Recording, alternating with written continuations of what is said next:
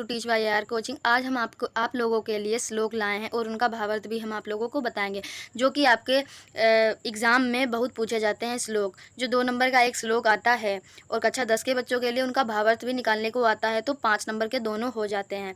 तो कक्षा 1 से 8 तक के बच्चों के लिए महत्वपूर्ण श्लोक और उनके भावार्थ लाए हैं। तो चलिए हम इनका पहला श्लोक आप लोगों को बताते हैं।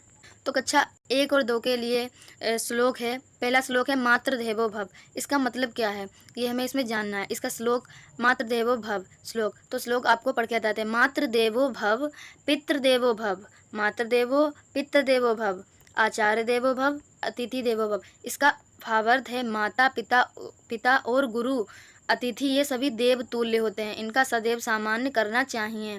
तो इसमें बताया गया माता पिता गुरु और मेहमान। हमारे जो माता हैं, पिता हैं, गुरु जो हमें शिक्षा देते हैं, और अतिथि जिन्हें हम मेहमान बोलते हैं। ये मातृ देवो भव, पितृ देवो भव, आचार्य देवो भव, अतिथि देवो भव। इसका मतलब ये है कि ये चारों देव तुल्य होते हैं, इनका सदैव सामान्य करना चाहिए। फिर सेकेंड श्लोक है नमः शारदाय। तो इसका श्लोक हम आपको पढ़ के बता रहे हैं। सरस्वती नमस्तुभ्यम, हे माँ सरस्वती, वरदे काम रूपिणी, आपको नमस्कार है। विद्यारंभम करिष्यामि, मैं विद्या आरंभ करता हूँ। सिद्धि भवतु मैं सदा, कृपया सदैव मुझे सिद्धि प्रदान करें। तो आप लोगों को इसका भावार्थ हम फिर से बताते हैं। क्या है श्लोक? सरस्वती नमस्तुभ्यम वरदे काम रूपिणी, विद्या आरंभम करिष्यामि, सिद्धि भ्रवतु में सदा। तो इसका भावार्थ है हे माँ सरस्वती, आपको नमस्कार। हे माँ सरस्वती, आपको नमस्कार है। मैं विद्या आरंभ करता हूँ, कृपया मुझे सदैव सिद्धि प्रदान करें। तो इसमें इस श्लोक में क्या कहा गया है? माँ सरस्वती माँ की वंदना हुआ करते हुए जो श्लोक हो रहा है, हे माँ सरस्वती, आपको नमस्कार है। आपकी वंदना करते हुए मैं कह रहा हूँ कि मैं विद्या आरंभ करता हूँ, मैं अपने पढ़ाई में आगे बढ़ने के लिए तैयार हूँ। कृपया सदैव मुझे सिद्धि प्रदान करें, कृपया मुझे अपनी आशीर्वाद प्रदान करें। इस श्लोक में इसका यह भावार्थ है। तो इसका तीसरा हम श्लोक बताते हैं। फिर है कक्षा 3 और 4 के बच्चों के लिए। याद रखना आप लोगों को कक्षा 3 और 4 के लिए है ये श्लोक। आपको एग्जाम में इन्हीं श्लोक में से एक ना एक श्लोक आप लोग लिख देंगे, आप लोगों को नंबर पक्के हैं। वीडियो को पूरा समझने के लिए वीडियो को लास्ट तक देखना बहुत ज़रूरी है। आप लोग बिना स्किप करे ही पूरी वीडियो देखें, तब आप लोगों को इसका एक एक श्लोक और उसका एक एक भावार्थ भी समझ में आ जाएगा। तो तीसरा श्लोक है हमारा वृक्षारोपण का महत्व। तो वृक्षारोपण का महत्व क्या होता है हमारे जीवन में, उसके बारे में बताया गया। तो इसका श्लोक हम पढ़ते हैं। एक अपि सुगंध पुष्प, जैसे एक फूल सुगंध देता है। जल मेघ अपि शीतलम, और एक बूंद जल शीतलता देती है। दत्वा सुखम भवेत तस्मात् वृक्ष रोपणीय स्मर, और वैसे ही पेड़ लगाना सबको सुख देता है। तो इसका श्लोक हम लोग एक बार फिर से पढ़ते हैं। एक अपि सुगंधम पुष्प जलमेकम अपि शीतलम, दत्वा सुखम भवेत तस्मात् वृक्ष रोपयेन्तुम स्मरः। तो इसका भावार्थ है जैसे एक फूल सुगंध देता है और एक बूंद जल शीतलता देती है, वैसे ही पेड़ लगाना सबको सुख देता है। और इसमें कहा गया है कि पेड़ को हमें लगाना ही हमारे जीवन में सुख समृद्धि लाता है। तो इसका चौथा श्लोक हम आप लोगों को बताते हैं। क्या है चौथा श्लोक? सत्य की महिमा। क्या है सत्य की महिमा? तो इसका सत्यमेव जयते नात्रंत सत्येन पंथा वित्यो देवयान। तो इसका चौथा श्लोक है सत्य की महिमा। तो पूरा श्लोक पढ़ते हैं। सत्यमेव जयते न नृत्यम सत्यम पंथा वित्यो देवयान।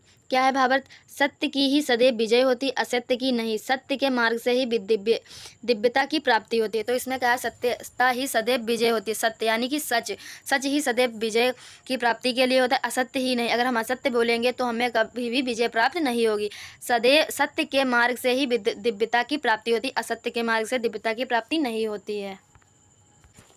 ये श्लोक कक्षा 5 और 6 के बच्चों के लिए हैं। तो 5वां श्लोक क्या है? मित्रता का महत्व। इसमें मित्रता का महत्व बताया गया है। तो श्लोक क्या है? सहाय संकेत यस्य मित्रम चापदि दुर्लभम तस्य दुखान नश्यन्ति सुखमयति निश्चयन्ति। तो इसमें क्या बताया? मित्रता के बारे में बताएगा। इसका भावार्थ है जो संकट में सहायता करता है वही सच्चा मित्र कहलाता है। ऐसे मित्र से दुख दूर होकर सुख की प्राप्ति होती है। इसमें मित्र के बारे में बताया जो संकट में भी सहायता करता है और हमारे सुख और दुख दोनों में रहता है, वही सच्चा मित्र कहलाता है। ऐसे मित्र से दुख दूर होकर सुख की प्राप्ति होती ही है। फिर छठा है स्वच्छता का महत्व। इसमें स्वच्छता का महत्व बताया गया है। तो श्लोक है इसका, शरीर मादयम खलु धर्म साधनम। इसमें स्वच्छता का महत्व बताया, शरीर माध्यम खलु धर्म साधनम। इसका भाव है शरीर ही धर्म का मुख्य साधन है। शरीर ही धर्म का मुख्य साधन है, इसलिए शरीर को स्वस्थ और स्वच्छ रखना आवश्यक है।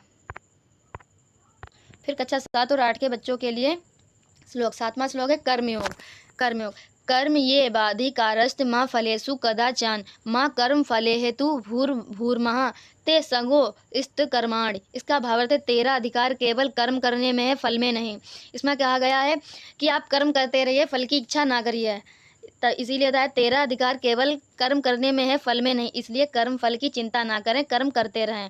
एक दिन कर्म करते करते ही आपको अपने कर्मों का फल भी मिल जाएगा। तो इसमें यह बताएगा तेरा अधिकार केवल कर्म करने में है, फल में नहीं।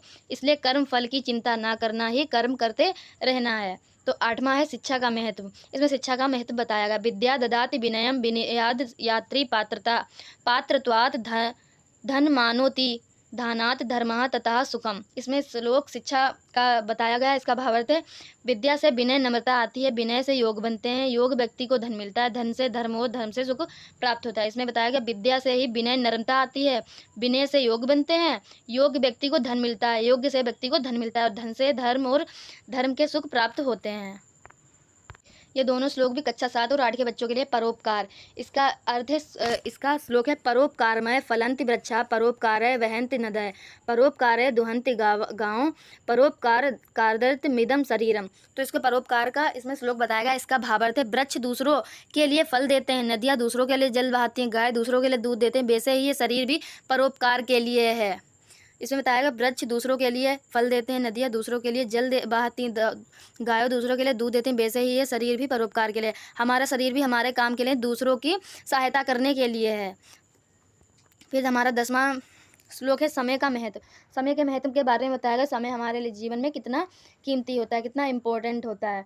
तो इसका श्लोक है कालः सर्वस्य भेजसम। इसका एक लाइन का ही श्लोक है, बस सबसे इम्पोर्टेंट यही है, काल सर्वस्य भेजस्यम। इसका भावार्थ है समय हर प्रकार की समस्या और दुख का इलाज है, धैर्यपूर्वक समय का पालन करने से सब ठीक हो जाता है। समय हर प्रकार की समस्या और दुख का इलाज है, धैर्यपूर्वक समय का पालन करने से सब ठीक हो जाता है। इसमें समय में अपने कठिन समय में धैर्यपूर्वक काम करने से, हमारे समय का पालन करने से सब ठीक हो जाता है। हमारी वीडियो कंप्लीट हुई। हमने आप लोगों को 10 श्लोक बता दिए हैं जो पेपर में इम्पोर्टेंट आते हैं। आप लोग इसमें से एक भी लिख कर आएंगे तो आप लोगों के नंबर पूरे तैयार हो जाएंगे। अगर हमारी वीडियो अच्छी लगी हो तो लाइक करें, कमेंट करें और सब्सक्राइब करें। तब तक के लिए धन्यवाद।